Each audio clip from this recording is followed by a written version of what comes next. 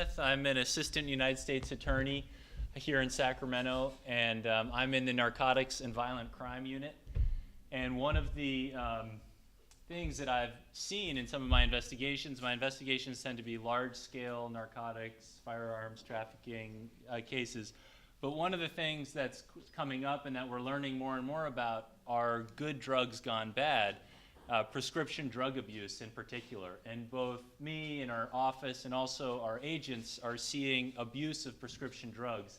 And it's actually a very important national issue that's concerning to us because it affects people and their lives. And so I want to just give you an informational talk about some of the pitfalls of prescription drugs, prescription drug abuse, and again, this good drugs going bad. So I'm going to start off with a video to try to kind of personalize the issue for one community, and then I'm going to talk about some national trends after that.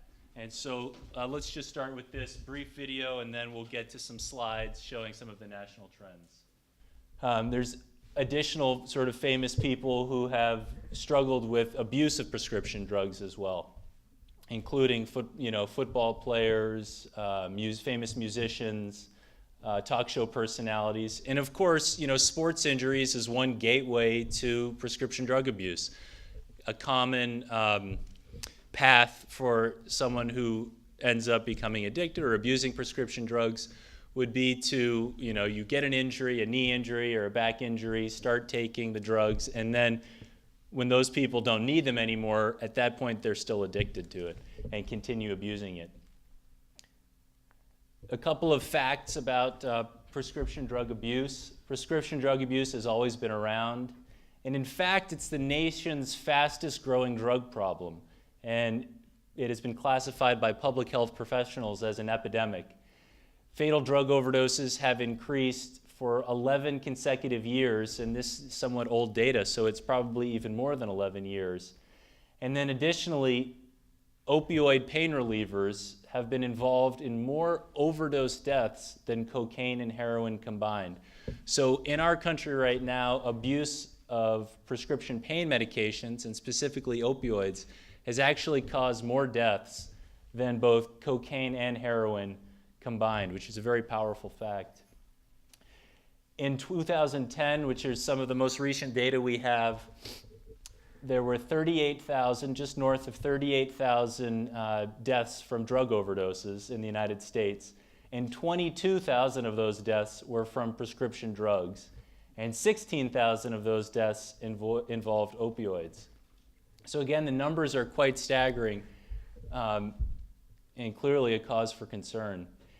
Again, this shows the trend line in prescription drug overdose deaths, and you can see over a series of the last 3 or 4 decades how prescription drug deaths have increased fourfold, and the graph here is quite stark and striking. Broken down, there's data on the left, shows that there are 105 deaths per day from drugs, and 42 of those per day from opioid abuse. And then that breaks down further between opioids and benzodiazepines, 70-30. Again, this is more of the drug overdoses. I'm going to have to, I'm going backwards here, sorry. Another striking fact is that prescription drug overdoses now kill more people than car crashes. And we can see that's a recent phenomenon, but the trend line for prescription drug overdose deaths is marching steadily upwards and is now more deaths are attributable to prescription drug overdoses than to motor vehicle crashes. Another way to look at the prescription drug overdose deaths in red are the opioids, and that trend line is just striking. It's continually increasing over the past decade, and kind of shows a comparison of the prescription drug-related deaths to other drugs such as heroin and cocaine.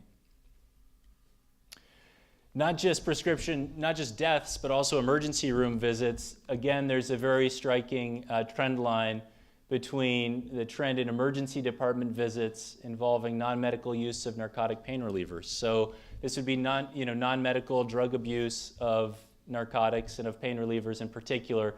And that increase just over a 6-year period has been quite striking, jumping from 166,000 to more than 425,000 over those 6 years. And in addition to being a national problem, this is also a California problem. And in fact, if you look at the numbers for Sacramento, those are some of the most striking in the state. The Sacramento appears, based on this data here, to have the most prescription drug deaths, overdose deaths per 100,000 of population. And Sacramento is the highest of any of the major cities in the state. So not just a national problem, but it's also a local problem for us. And it's something that it's really important that we're aware of, generally speaking, for our community. Now, the top prescription drugs that are being abused, there's 3 main categories. There are the pain relievers, like codeine, fentanyl, morphine, hydrocodone, oxycodone, stimulants like Ritalin and Adderall, and then depressants, Xanax, Valium. So there's a whole range of prescription drugs that are being abused, and it's not just a couple of things. It's not just pain relievers, it's not just depressants, but it's really the gamut of everything. Again, commonly used opioids, hydrocodone is the most commonly abused opioid, and then OxyContin is also very commonly abused. In terms of the most dispensed pharmaceuticals, hydrocodone consistently is the most dispensed pharmaceutical drug, of them all. And so that's why we're seeing potentially the biggest abuse from hydrocodone. It's quite striking, the numbers, the overall numbers of prescriptions of hydrocodone. This graph is showing oxycodone sales in California. Again, the purpose of the graph is just to show that the oxycodone sales are incredibly high. And again, I had been discussing some of the statistics for oxycodone abuse, for pain reliever abuse. And this just shows kind of the tremendous volume of prescription drugs out there. And one of the reasons I'm talking about that is that these drugs are out there. They're prescribed in great numbers, which means there's a plentiful supply.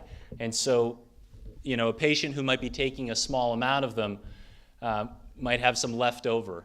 And that's really where the concern is what do we do with once they're no longer needed for medical use? Are they getting taken by family members or kids or are passed around? And so it's just important that we're cognizant of the fact that there's a very large supply and that the drugs are very dangerous if not used correctly. Again, interestingly enough, cough syrup is another prescription drug that's commonly abused. Stimulants like Adderall, as I said before, are another commonly abused prescription drug. And so really it's everything. Some of the teen beliefs and behaviors from surveys done of teenagers are revealing. Every day, approximately 2,500 teens use prescription drugs to get high for the first time. So that's not using it for a medically necessary reason. It's using it just to get high. And these are quite striking numbers. Many teens mistakenly believe that pharmaceuticals are safer than street drugs for a variety of reasons. They're medicines. They can be obtained from doctors, pharmacies, friends, or family members. It's not necessary to buy them from traditional drug dealers, and information on the effects of these drugs are widely available. So there are these beliefs that teenagers and young people have that lead them to prescription drugs, when in fact prescription drugs can be just as dangerous, if not more dangerous, than the cocaines and heroines of the world. Again, responses and surveys of high school students are very revealing. Overall, 1 in 5 students admitted to taking prescription drugs that were not prescribed to them. I mean, that's a tremendous amount. 20% of high school students took prescription drugs for a non-medical purpose. That's a huge number. And those drugs included Adderall, OxyContin, Percocet, Ritalin, Vicodin, Xanax, again, across the gamut of prescription drugs. Again, I have a series of charts on the prevalence. Again, this is another striking set of statistics about the use of prescription drugs among young people. This slide shows the use of prescription drugs amongst 11th graders, both in California, and this is a slide for Orange County. And it shows, striking numbers, 17% of 11th graders in California using painkillers, smaller amount using barbiturates and sedatives, but then it jumps up to nearly 25% or 22% using cold and cough medicine, and then smaller numbers using diet pills and stimulants. Again, just very large, disturbing numbers of young people, teenagers, high school students who are experimenting with prescription drugs. This again is just going through some of the things that teenagers typically do not know, and some of the effects that abusing prescription drugs can have in terms of increasing blood pressure and heart rate, causing damage to the brain and other organs, leading to accidental overdose, poisoning, causing physical dependency and or addiction, disrupting breathing, leading to risks associated with mixing multiple drugs or combining drugs with alcohol or other substances, and causing seizures and even death, as we talked about earlier. The facts and statistics, again, as we said, prescription drugs serve a very important purpose, but it's important that our communities, are cognizant of the fact that when prescription drugs are misused, they can really cause incredible amount of pain and suffering in the community, and that it's just important to kind of know what the risks are, because it's something that many people don't really know about, even though it really is a big issue. So I have a couple more slides, but at this point, if anybody has questions, generally speaking, about prescription drug abuse, national trends, local trends, I'd be happy to answer any questions. But I really just wanted to provide some information and make sure that the folks in this community are familiar with, the problem, and so that it's not something that surprises anybody or something that's hidden from view. Thank you. Thank you.